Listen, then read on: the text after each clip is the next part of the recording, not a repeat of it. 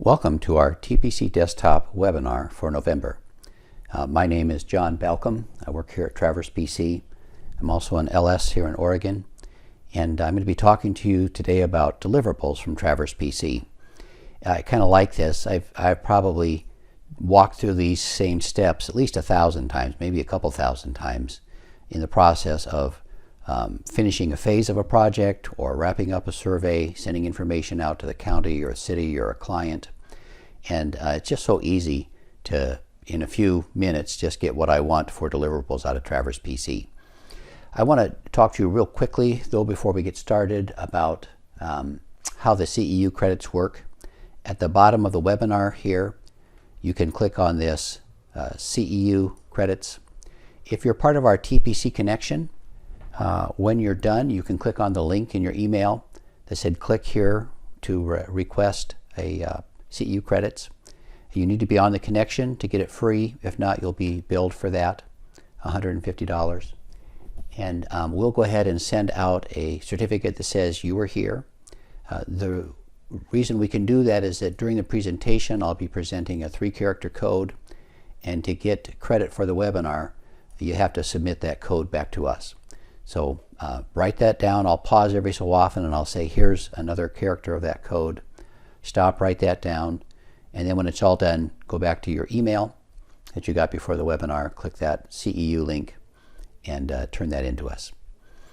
Okay, I'm going to have you hold any questions till the end, so I'll try and get through this as quickly as I can. I will tell you this takes the whole hour. I'm going to mostly follow this outline, but I don't think I'll get all the way through it. There's just a lot of information here, and I want you to kind of pick up some of the tips and tricks that I use, and I understand you have your own, but you're going to kind of get to see, oh, I can do that, or gosh, I didn't know that was quite that easy to do. So I want to start with an example of a job I did a while back. Let me bring up my file folder here. And I've just copied this job over to the folder for the webinar today. And right off the bat, I want to show you that in addition to whatever correspondence I had with the client, the raster images I used for background, the raw data files, all that's here in the folder. But I want you to pay attention right here, the deliverables 531.17.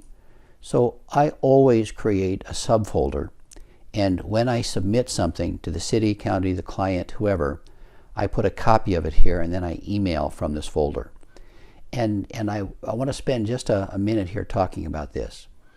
The reason I do this is that if the client calls and says, hey, I need a copy of that PDF again, or I need a list of those points again, someone, and I'm not in the office, someone would have to go in and open Traverse PC and take a look at what I did and recreate that deliverable. That's just prone to errors. There's just lots of ways to make mistakes when that happens. So I want them to simply go to the folder, and what they might ask in the email or on the phone is, when did you receive that? Well, it was back in May of 17. Oh, okay. So I go to that folder and I just send this file out again. So I always have a copy of what I've done.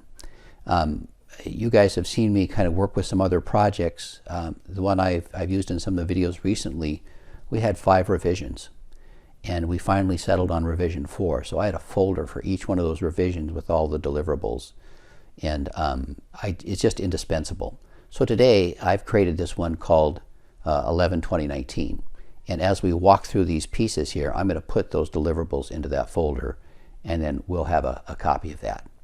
So let's go ahead and jump in and take a look at this project.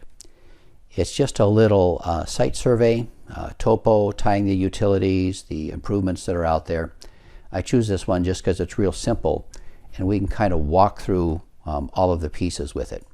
So here's our example. The client was an architect, and the family asked me to go ahead and do the site survey on the lot, send the information to this architect, kind of a family friend that was going to help them with the project. So I just want to walk through the ASCII points, the PDF of the drawing, the DWG of the drawing, and I've got a couple others we're going to just talk about as we go here. So let me just kind of get oriented with my notes here, and we'll go ahead and jump in. I had a note here. I wanted to walk back through these files really quickly with you and just kind of show you kind of the common things that I send out. Here's an ASCII point plot. Every client gets this, and I include the descriptions in here. What's real important then is that as they're working in the drawing or with some other information, they can identify real quickly that, okay, all of these 1 through 10 are my control points, mostly tying existing lock corners or magnetic nails. 1,000 and above are all the site points, and I've got these descriptions on here, and I'll show you a little later how I actually tell them what those descriptions are. So everyone gets an ASCII point file. Everyone gets a PDF of a point plot. And so I kind of strip the drawing down. I like to take pictures of the different utilities or features when I'm out there, so I include those in this point plot. You can see that I've got elevations on the topo points. I've got descriptions on the feature points. I've just thrown in a boundary real quick. I think I've just got distances on it, no bearings. And I've got the points for the pavement feature up here. So it's just a real simple drawing. And I like to have them kind of get to see that uncluttered without the raster image behind it. And for the architect, he has some idea that, yeah, these are the contours that were generated from these points, and I can go in and get specific elevations at a specific point right out of the raw data if I want. So nice for him to have that available. Then I take a look at the, I always write the final drawing. So whatever I'm submitting to the city or county or client, whatever, I create a PDF of that. And I think this is just 11 by 17 if I remember right. And again, I like the PDF because everyone can open that, everyone can view it. They can zoom in as tight as they want to get information, and PDF scale real well like that. So it's real easy for them to pick stuff out if they want, or zoom back out. Okay, so everyone gets a PDF. And then in this particular case, this client wanted a DWG. So let's just go ahead and open that up quick. We license our DWG engine from Open Alliance, and AutoCAD has this little warning that says it's not one of our files, but it's the same program that's used in IntelliCAD and so many others out there. So it does a really, really good job. Okay, let's go ahead and zoom in on that. We can see our project in here. Okay, so I went back and added that raster image to our deliverable folder so you could see what that was. And then I want you just to see real quick that this architect is going to be able to go in and say, okay, I'll turn off that background layer because I don't want to see the raster image. I can turn off all that 0 layer there.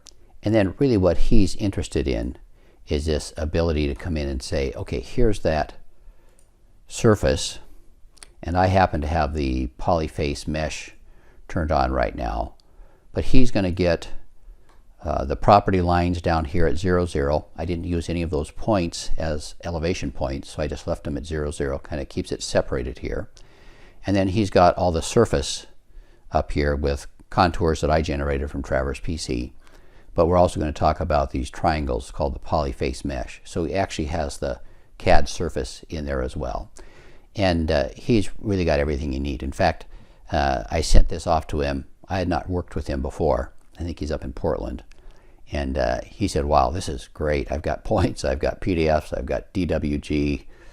I sent him a preliminary first and kind of said, what do you want? So when he got the final, it was exactly what he needed. Happy camper. And of course I got paid, which was nice. Okay, and I think I'm going to create 1 or 2 more files in this folder here, but I just wanted to show you really quickly what we're going to look at. And now let's go ahead and kind of run through this example and how we created those deliverables, starting with the ASCII points. So I'm going to choose what to export as far as ASCII points go. This is a really small survey.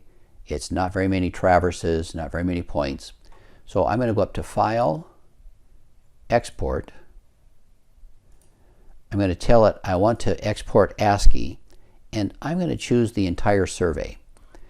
But I want to just camp here a minute and show you that I get to choose what part of the survey I send out every time I export.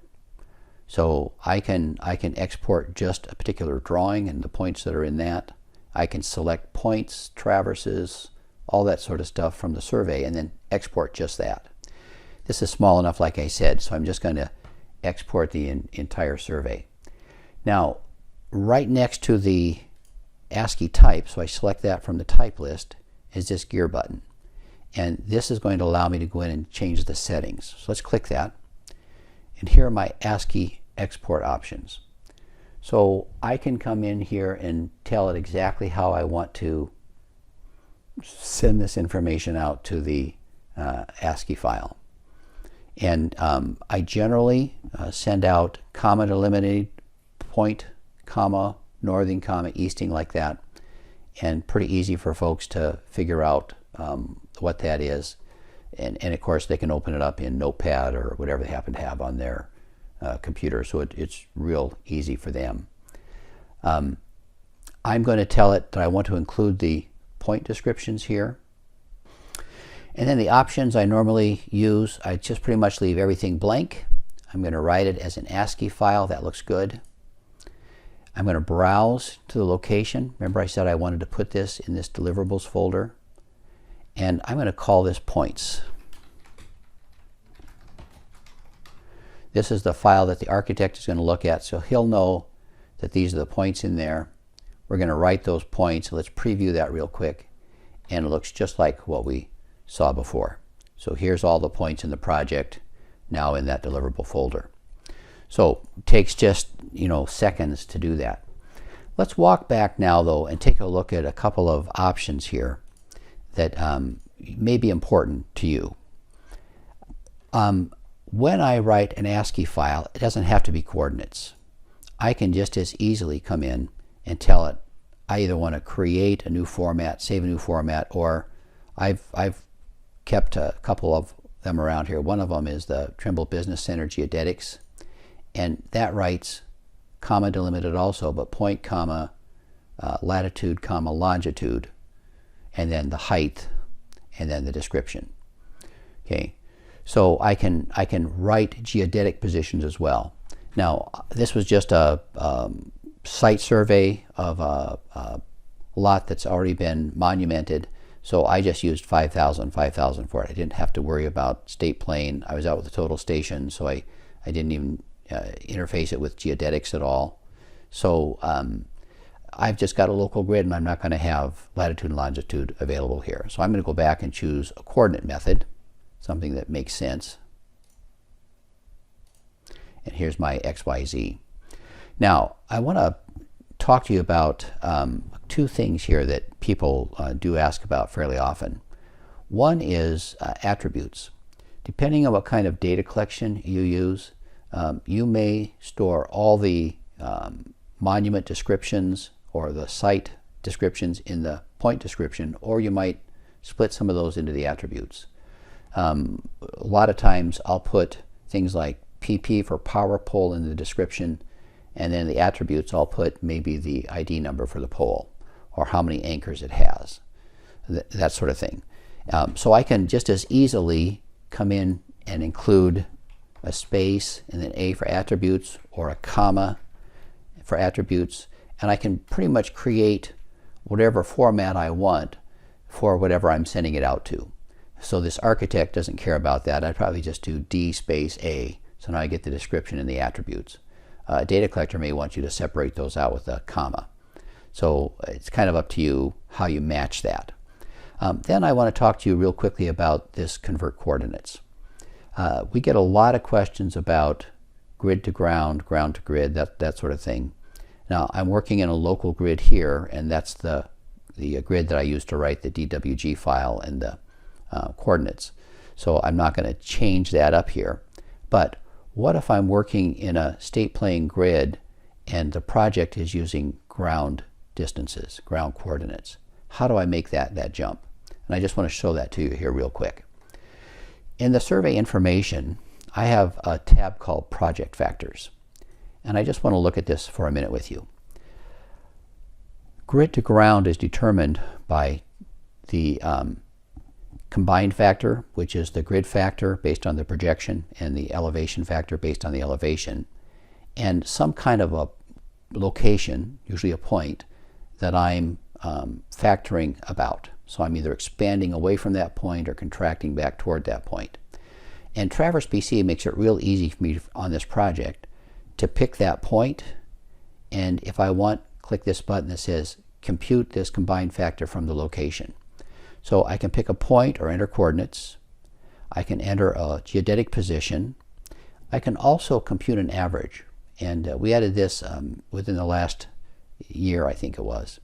So I can have Traverse PC compute an average position for the project, including an elevation, and I can then use that for my combined factor and have it compute the factor at that position on the grid and at that position elevation wise. So I can have all of this available for me in the survey, and watch what happens now when I come in and choose these settings. I say I want to convert coordinates, and then I use that gear again to say, how do I want to convert? Well, here's the base point I want to factor about. Here's that combined factor, and I can simply check this to say use project location. So Traverse PC will go into that project location and pull all that in for me. So here's my location point, here's my factor, it'll just be done. I can also do that manually. I can say pick some point or enter some coordinate, or if I'm in a geodetic survey, enter some Latin long. And then I don't want to change the units, but I want to apply this factor to it. And that's what Traverse PC is going to do if I say convert coordinates and then export. Traverse PC is going to say, okay, the coordinates are on state plane, but the coordinates I'm going to export out are going to be ground coordinates. So now when I measure a distance between two of those points, it's a ground distance, not a grid distance. And I'm just going to hit the OK button and write this, because I want you to see what happens when I do that. I'm going to make sure that I've got all everything turned on that I want. Let's go ahead and export that. I think I've got the same file selected. Yep, so we'll overwrite it. And this is what I wanted you to see. I wanted you to see that Traverse PC gives me a record of what it did in the message view. So here's today's date. I know I'm doing a coordinate conversion, and it tells me what the coordinates are in the survey and what they get converted to for the export. So it's this second line that's actually going to show up in the file. So really simple way for me to say, okay, in this project that I'm working on, I'm on a projection on a state plane or UTM, whatever my projection is, but the project needs coordinates at ground, and that's how I do it. Real simple. Without that ability to do that in the export here, I'd have to go in and use the tools in Traverse PC to actually convert from grid to ground. And then do I save that survey, not save that survey? Do I undo that? It's more steps to walk through, and I think this one's just a lot easier to establish that. And then take a little time and look around here. There's lots of options as far as descriptions, point labels, modifying labels, creating whatever extension I want for the file. So real easy for me to get a nice set of points out really quick. And I do that on every job. Okay, so we've taken a look at the ASCII. I just wanted to make sure we hit that attributes, grid to ground, and some of those user options. Good. So now let's take a look at PDFs. And we're going to cover printing a drawing, take a look at the Traverse PC PDF driver, and let's take a look at some print sizes and plotting to scale. Again, it's a lot to cover, but I think that's good. Okay, remember I said everyone gets a point plot, and I didn't copy the pictures over to this folder, so my pictures are going to come up blank here. But here's that point plot we had a moment ago. It's an 11 by 17. So what I'm going to do is I'm going to go into print, and I just right-clicked a blank spot, but I could have also gone to tools. And I'm going to go to page setup and just make sure it's tracking through that 11 by 17 for me. I don't know how many of you have done this, but if I go to print preview, here's my 11 by 17 sheet of paper. the whole time I'm working in the drawing view, I'm just working inside the margins, kind of to save space. But I can see what those margins are and what that full sheet size is anytime I want. Now, I also could have come to print and said print setup. And I could have this go to a DesignJet plotter. I can have it go to a 11 by 17 tabloid printer. I'll tell you, I almost always send everything to Traverse PC PDF. And the reason is then I always have all of the sizes available. So if I need to do an architectural D 24 by 36, it's available under that PDF driver. And when I go to print, I can just change from that to a plotter, for instance. So real easy to make that change on the fly, particularly if I start with that PDF driver. When I choose OK, it's going to ask me for the page margins again. This is where I specify the margins around the edges. Each edge can have its own margin. And then when I finally go to print, I just say print the drawing. It's going to that particular printer. Now, when I write to a PDF file, it stops and says, where do you want to save that at? And this is my point plot, so we're going to say point plot, PDF. Traverse PC is going to save it, and then it's going to show it to me because I've chosen that setting in the menus in Windows. So here's my PDF, 11 by 17. They can zoom in, zoom out, whatever they want to do, and I'm done. So pretty quick and easy to write that out. Now let's go ahead and do the same thing for our site survey. So here's the site. And I don't know if you guys do this or not. I might look at this and say, I want some white space down here where all of my title block and stuff is. Or I might want to leave the raster image showing this highway down here. I'm going to choose not to show that. I'm going to clear it out. I want to show you how I do that real quick. So I pull down my draw menu.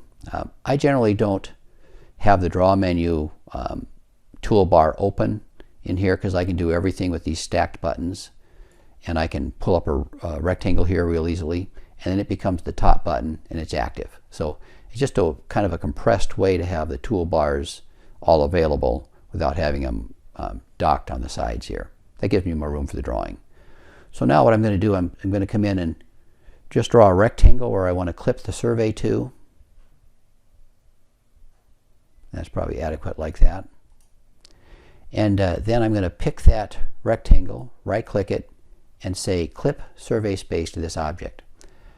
So Traverse PC is not going to do anything to the paper space objects, but if a survey space object lies outside that rectangle, it's going to clip it.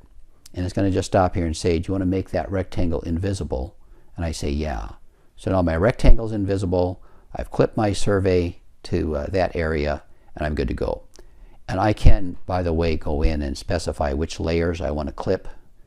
I think I had it just choose all of them when I started with that one. So that's what it did. So now let's go ahead and write this PDF. And you know the drill here.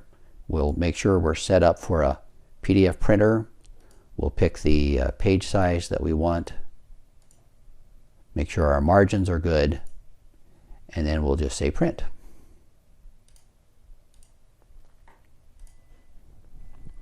Again, Traverse PC is going to ask where we want to save that, and we're going to put it in this folder. We're going to call this site. I could have left the job number on there too. It's going to write it, and then it's going to display it to us in a browser or whatever we've chosen to look at it. And there's my clipping, so that transfers through really nicely with the PDFs. Okay, and I've got my ASCII file, my point plot PDF, my site PDF. The next thing I want to do is take a look at the DWGs. Let me give me a moment to bring that up here. Okay, I'm looking at my notes, and there's two more things we wanted to cover on the PDFs. We want to talk about custom PDF size and plotting a PDF to scale. So I don't know if you noticed this or not, but when I went into page setup and I pull down this list of sizes, down at the bottom I've got this PostScript custom page size, and I'm going to select that and choose OK. and I see that this is a 17 by 23. So a lot of times my county, for instance, may require that I turn in the drawings at a certain page size. Maybe they've got a microfiche system that they're still using. Maybe they bind them in books and they need a certain margin or a certain size to fit those books. Whatever the requirements are, I have to submit them in that size. And we get this question all the time from folks. So I do that with the custom page size, and you saw that here. Now I want to show you where I actually set that up. I'm in Windows 10, so I'm going to go to Settings, Devices, Printers and Scanners. And I do that with whatever the printer driver is, in this case the Traverse PC PDF. I'm going to manage that, go to Printing Preferences, and then Advanced. So that's where I find this custom PostScript size. And I select the custom size from the list. I pull up the dialog box where I can specify that I want to do this in inches, what the sizes are, height and width. There's some other settings as far as whether it's a roll feed and log in first, that sort of thing. And I might have to play with this just a few times to kind of get what I want. But Windows lets me have one of these set up at a time for each printer driver. So I've got this one set up for my Traverse PC PDF printer driver. So when I come in and select that printer, okay, and say that's the printer I want to go to. Oh, didn't want to print that, sorry, let's cancel. I actually wanted to go to Print Setup. Then I can choose that page size, and it's available to me when I pull down the list. I'm going to go back to my 11 by 17 just because that's what I wanted, and away I go. Now, some of you also ask us about, okay, so I'm doing a 24 by 36 for this project, and I don't have a 24 by 36 printer, a plotter, and I don't anymore. If I need to do something that big, I write a PDF and I email it to our print shop here in town. They print it out and I stop by and pick it up. So I just want to show you how that works. I'm going to take this one that we just wrote out a minute ago. Let's go ahead and open that. If I just double click it, it comes up in a browser, and I can print it from here, and I can specify the page size and all that sort of thing by picking the plotter that supports that page size. What I want to do instead is show you how they do it at the print shop, and I do most of my printing here. I'm going to open mine with Adobe Acrobat. So this is the paid program from Adobe, and what I like about this is when I actually go to print this now, I have control over everything. And here's what the print shop needs to do. I told them what size it was, so they're going to go into Page Setup, and they're going to pick that size, whatever it was, off of here. So I've got a brother, and I'm going to do a ledger size. Okay. So I'm sticking with the size that I can actually print so you can see how this works. Then they're going to turn off any scaling. So they're not going to try to fit the height or width. They're not going to apply a scale factor, any of that sort of thing. They're just going to say turn off any scaling whatsoever. So now I'm going to an 11 by 17 without any scaling, and when I print this, it will print to scale perfectly. And at the print shop, they're just going to pick their plotter, choose the D size, actual size, and print, and get the same results, but for a 24 by 36 instead of an 11 by 17.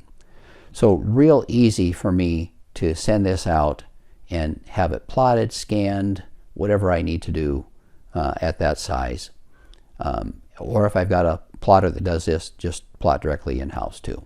Just wanted you to see how those PDFs are scaled. Okay, let me look at my notes again, and I'll throw up the other code here real quickly for those who are alive. Make sure you get that written down while I take a look here. Okay, let's go ahead and export out this drawing to a CAD file. I'm going to choose Tools, Export Drawing As. Again, I right-clicked here, but you could just as easily go Tools, Export Drawing As. I'm going to tell Traverse PC that I want to send out the entire drawing, called Site. Okay, that's the only option available to me in the What list. I'm going to write an AutoCAD DWG. And I had talked with the architect, and what I find a lot of times, for whatever reason, they're running older copies of CAD, so I oftentimes just write this 2004-56, and I'm pretty much good for most people today. I could go all up to 2018, but what if someone doesn't have that version? So AutoCAD can always open older versions. I'm pretty safe with that one. I can learn what the other options are here, but I don't really need those right now. I'm going to browse and go to my Deliverables folder, and I'm going to name it the same as the PDF file, so just Site DWG, and let's go ahead and export that. Okay. Now, if you don't have a CAD viewer, you can just open up the CAD view inside of Traverse PC, and I can go ahead and choose File, Open. Here's that Deliverables folder. Here's that Site DWG. I've got some display options with line widths that I don't want to use here. And I basically can see everything that they're going to get inside the CAD file that they open with their CAD program. And I can come in and turn off the same layers and everything you saw me do a minute ago. Okay, so I can look at it there, make sure it's right, or I can just say, hey, go ahead and preview that and let it open it up in whatever viewer I'm using. Okay, we took a look at this earlier, but let's camp out here just a little longer now and talk about what I'm actually sending out to this CAD file. So right off the bat, we can see that I calibrated this background photo to my survey. I picked points on the photo, I picked those same points on my survey, and Traverse PC rotated, translated, scaled the photo so that it fit. And I see I have that same fit in the CAD file. So that got transferred over beautifully for me. And if they don't want to see that, it's on the background layer. They can figure that out pretty quick, and they can just turn it off. Okay. Now, Traverse PC writes a model space, so everything that's paper space in Traverse PC comes over in model space, but it's on its own layer. I put everything on the 0 layer, so I can go into that 0 layer and turn that off. So good so far. So far, so good. Let's window around this now. And you can see that basically I've left on the utilities, kind of the feature points with symbol, description, label, but I haven't included all the topo shots here. Remember, he's got those in a ASCII point file. I could have turned those on and included them as well here if I wanted to. I just chose not to. I left the lot label and areas on. I've got the property lines, and I've got this paved area up here showing. So I'm expecting he's probably going to do what we did earlier, where he's going to want to jump in and kind of take a look at a 3D view of it here. And he's got all of the stuff that Traverse PC generated for him. He's got the contour lines, he's got the contour labels, I've got minor and major, there are different colors in here. You can see the features are up at the elevation of the surface. Again, my survey information is down here because I didn't use any of it to generate the surface. So he can come in and just say, well, gosh, I don't need all of those lot labels. Oh, I've got to turn off that command. I don't need the lot labels or area labels. I don't need the lines. I don't need the line labels. I don't need the point labels. You can clean up kind of whatever he wants and have something simpler for him to actually go ahead and now work with for his 3D stuff. Here's what I want to show you though. In addition to this surface having the contours and labels and everything that Traverse PC generated, when we write a CAD file, we also send over the polyface mesh. So let me exit that last command. I always forget I have to do that. The polyface mesh is the same triangles that Traverse PC used to do all of its surface work, whether that's volume, slope analysis, contours, whatever. And Traverse PC can then send that over to CAD as a polyface mesh, so they have the same surface to do whatever they want to with. So now CAD can do slope analysis and volumes and contours, that whole thing. And what's so interesting is that you can kind of see up here, we picked up a top face of that slope, and it's modeled really nicely in that polyface mesh. We did the same thing at the bottom of that slope, then we had kind of a flat area here in the middle. Then we had another slope that came down and a flat area at the bottom. So you see how the contours kind of fit the triangles really well. And if for no other reason, it's just kind of peace of mind. Whenever I look at a surface that I haven't done, that I didn't generate, I look for things like edge conditions. Is it behaving properly out here at the edges? And do I have break lines in here that are modeling the breaks properly on the surface? And yeah, I've got all that just by looking at this real quick, saying, yeah, I've got a nice model here to go with the contours. And I just wanted you then to see that all of that kind of comes out the way I want. Now, I do want to talk about one more thing here. If I go into the AutoCAD export options and just bring up the help topic, I'll expand this out a little bit. I can see that when I'm exporting, I've got 3 options for layering. And this is real critical. A lot of times a client will specify, I want these layers in the CAD file you send me. So I can layer by traverse, I can layer by entities, or I can combine those. So here's the full discussion about it, but let me just show it to you really quickly here so you can just kind of see how it works. I'm going to come back to my traverses here, and I've turned on this layer label here, or layer column. And I'm going to go into this tax lot, and I'm going to type in a layer called lots. And I'm going to come into my edge of pavement and put a layer name in called pavement. And the layer names the client wants might include proposed pavement or existing lots or proposed lots or lots phase 1, lots phase 2. It's that kind of thing that I'm after with this. And now when I go to export this, I say use those traverse layers. Now, the way I've specified this, everything that gets drawn by this traverse is going to go on this layer. If I use some asterisks and dashes and stuff, I can create pavements points, pavements lines, pavements labels, pavements symbols, stratify those in many ways as I want. I'm consolidating, actually, just kind of keeping it simpler here. And let's go ahead and export that again. Let's overwrite the one that's already there, and let's preview that. Okay, so we're back in the CAD viewer. Let's open this up. Let's turn off those layers that we didn't want earlier. Okay, and let's go ahead and zoom in around this information we had just been looking at. Remember I said I took everything from this tax lot and I put it on a lots layer. So here's that layer now, and I can simply turn that off and it's all gone because everything was on the one layer. Here's the pavement layer. I'm going to turn that off and everything's gone from that pavement layer.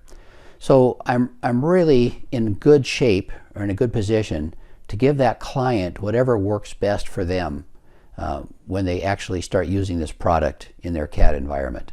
And having those layer names set up that way is one of the ways I can give them a product that really works for them. Okay, so let's close that out. Let's bring up our outline again. I just want to make sure we covered exporting the layers, exporting surfaces, the options. I'm not going to export to a DGN. That's just another CAD file type we can pull down from the list. Okay, let's talk about Land XML. More and more now, as I'm doing work for engineers, I'm finding that those that are working in Civil 3D need to exchange data with me via Land XML. And I just want to show you an example of it real quick so that you know you can do that. I'm not typically sending them Land XML. because the DWG files I write are adequate, but when I get information from them, I'm often getting a Land XML file because they know I can use that. So let's take a look at how traverses line up with these parcels and alignments. Let's take a look how the surfaces are exported in that. I'm going to use a Learn file, sample surveys, called Learn Land XML. So we ship this with Traverse PC, and I want this one because it's got good information in it to kind of show how the traverses line up with the Land XML and what I'm actually going to be getting with it. So this is the 24 by 36 in landscape mode. Let's drag this over, and it's empty. So let's go ahead and File, Import. I do this from the survey. I'm going to bring in a Land XML file, and I'm going to browse. So it's going to take me back to that sample folder. And there are some options for importing as far as showing traverse groups. And I often turn on this one that says Disable Minor Contours for Large Surfaces because I don't want it to take a lot of time to have to draw those. So I'll generally turn those two options on. And then when I import this, the first thing I see is this dialog box. And I can see there's 639 points in there, 83 parcels, 6 alignments, 2 surfaces. I'm just going to bring in everything and let Traverse PC bring those in for me. So it's done. What did I get? Well, right off the bat, I see I got a parcels group, a traverse group, with 83 parcels in it. So I can simply go ahead and tag those, and they show up for me. I can go in and say, okay, I want to go into the traverse drawing settings, and I want to do the lot labels for each of those with the name, square foot, acres, and now I have all the lot labels. So traverses work really, really well with these parcels that are in the Land XML. And again, those are generated by Civil 3D. So everyone's kind of talking the same language here. Same way with alignments. I can come in and select those, turn those on. Alignments are neat because they have station, elevation, offsets, that sort of thing. And I can have each street, each loop in here. Traverse PC can also do the vertical curves on those. So all of that comes across from Civil 3D through Land XML into Traverse PC.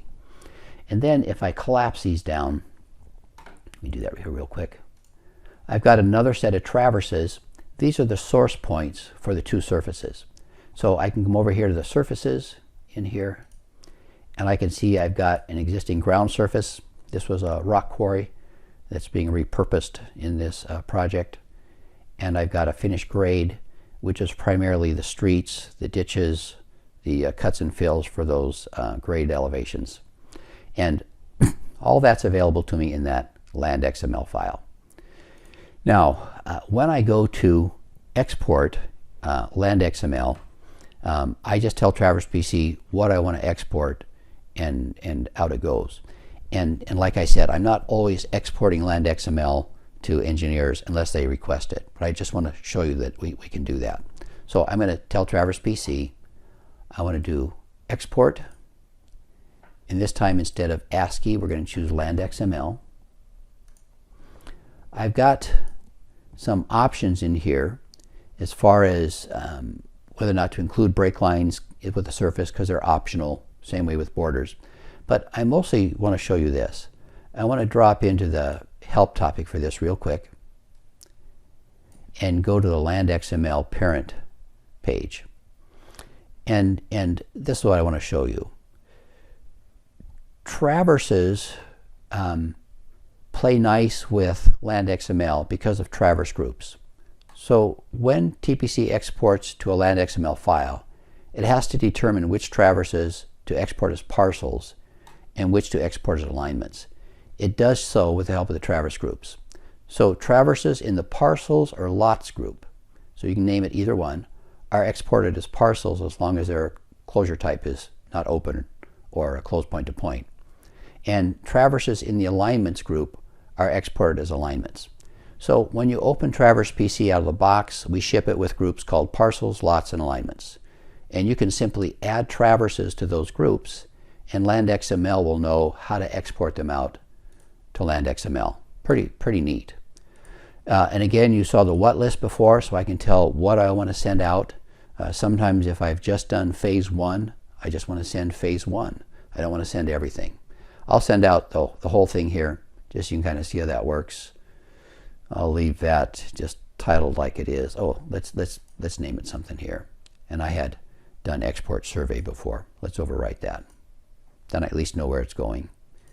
So I'm going to export that, and if I had a Land XML viewer, I could preview it. I don't have one on here, but I can do this with you. I can go back to our file, open it up without saving anything, so I'm right back to a blank survey again. And let's just bring in the Land XML that Traverse PC wrote, so you can just kind of see how that works. Import Land XML. Let's browse out, pick that one, import it, pick everything just like we did before. So it's all finished.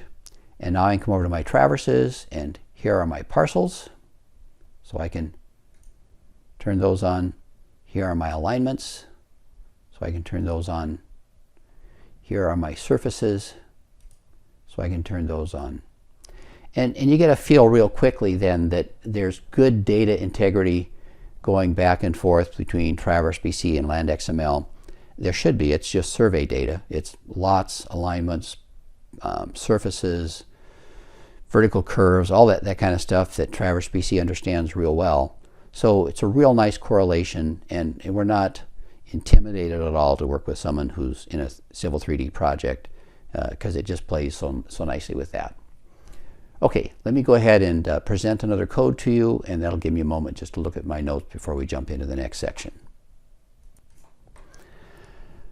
As always in these webinars, I run out of time, so I'm going to try and be pretty quick on this Traverse report, and I can tell you we're probably not going to get to stakeout report or legal descriptions, but if you go to our website and pull down the blogs menu, you're going to see webinars that cover those topics. So we're probably not going to get into those. I don't think I'll get time to do any Google Earth. But again, those are in the webinars there, or also in the Learning Center. So we'll kind of focus out here on the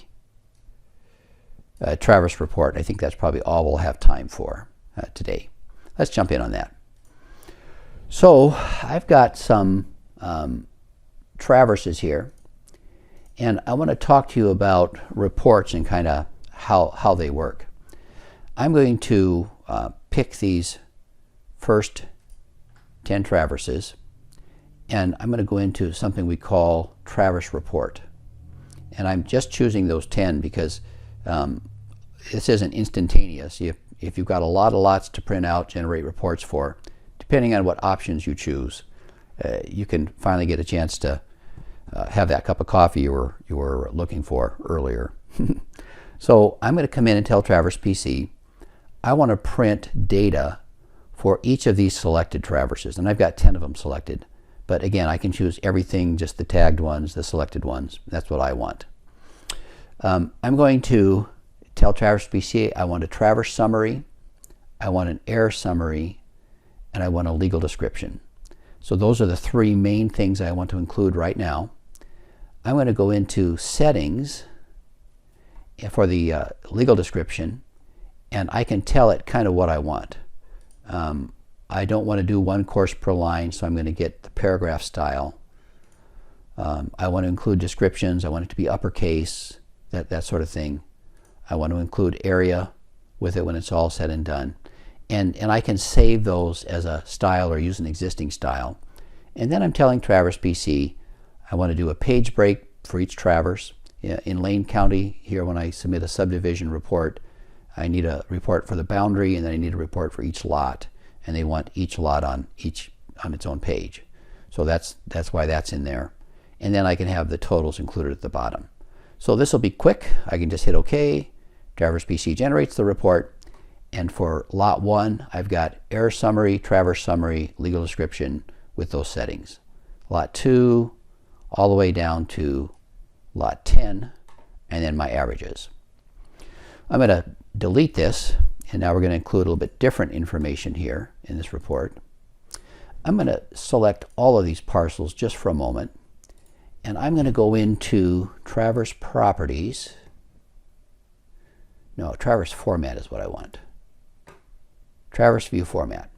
And I'm going to tell it I just want to change the format of each. And the reason I'm doing this is because it's this format that's going to be used in the Traverse report. And none of these parcels have elevations or descriptions, so I don't need those in there. And I also want a single row per point. So if I opened up the Traverse view for any one of those now, they would have this format with a single row per point. Well, that's the format it's going to use now when I reselect these for my Traverse report. And I didn't do this at first because it takes just a little longer to generate this report when I turn on Traverse data. But I want you to see what it does. So let's hit OK. It's using all the same information I had before, but it has to go in and format that Traverse data for each Traverse. So this is where I can finally get my cup of coffee that I've been waiting for all morning. And I'm not going to have to wait very long. Think about what it would take to generate this, copy, paste, all the opportunities for errors, and Traverse PC just did it for me. That is so nice.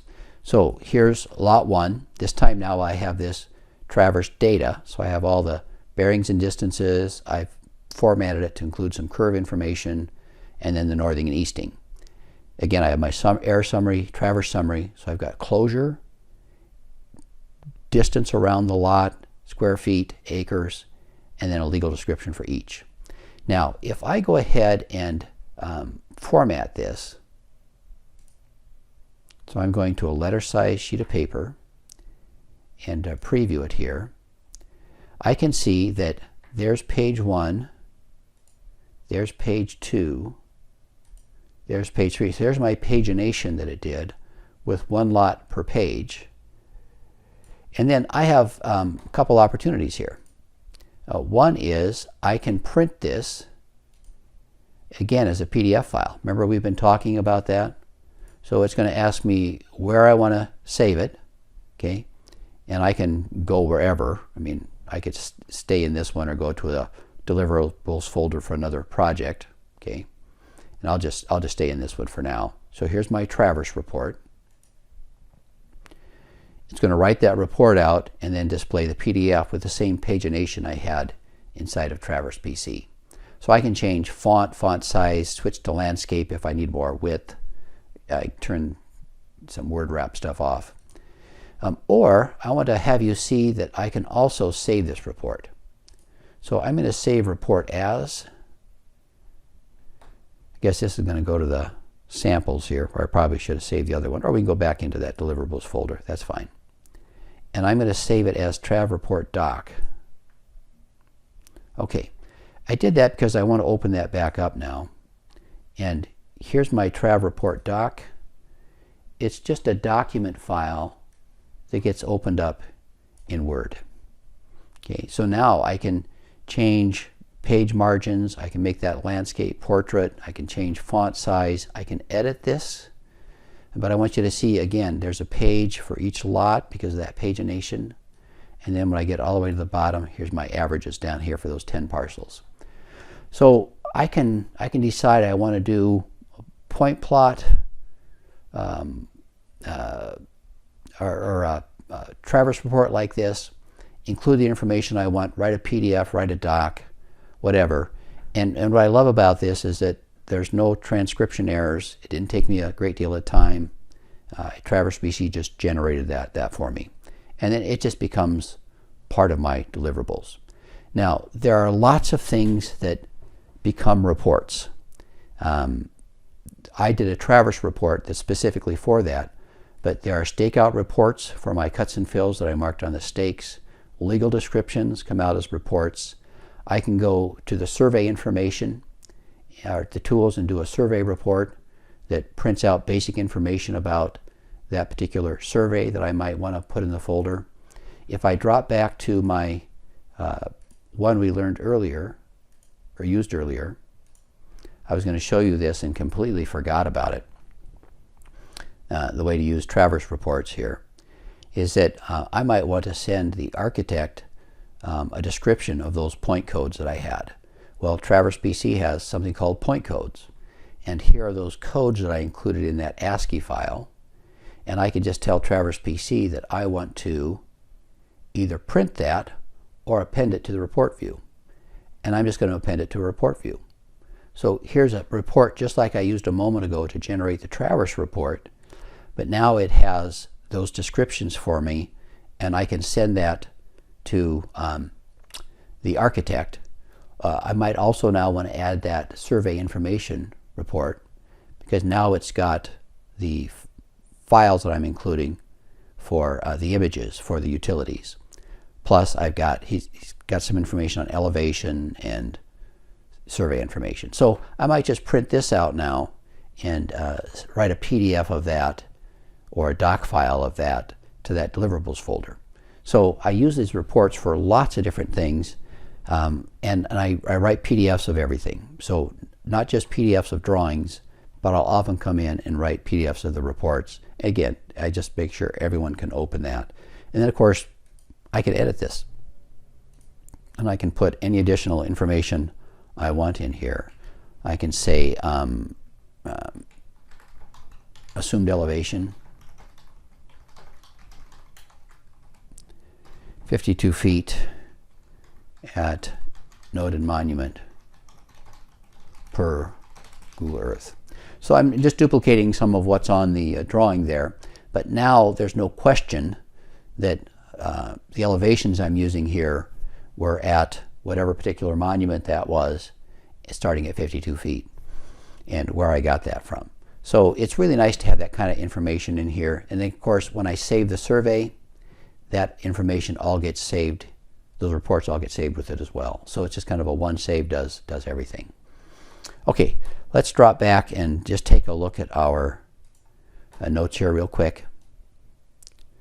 So we walked through an example for an architect where we exported ASCII, PDF, DWG, and I just now created these notes here for them. And I put those in a deliverable folder so that I've got a record of that, and I can pull those up and resend them anytime. We dropped in and took a look at how ASCII can be used for geodetic and coordinate positions, grid to ground. We took a look at PDF being plotted to size with custom PDF sizes being plotted to scale. Really important. Took a look at kind of some of the rich CAD stuff Traverse PC writes out to the CAD files. Communicating with Civil 3D via the Land XML. And then finally took a look at that Traverse report. Again, the stakeout reports, legal descriptions, Google Earth, those are all covered in those webinars in the Learning Center. And I just didn't have time in the hour here to do that today. Okay, so go ahead and as soon as we're done, if you want CEU credits, look at that email that you received. There's a link in there. Fill out that form, send it in to us. We'll get those certificates sent out. Won't be right away, but it'll be probably by tomorrow or Friday. I need to have those returned within an hour after the end of the seminar for you to qualify. So it's all covered in the information there in that CEU request form. Within an hour for you to get credit. If you turn them in after that, I just have to send an email back that says, sorry, that was too late, join us for the next webinar. We won't be having a webinar in December. It just gets too busy with the holidays, but we'll pick back up again in January.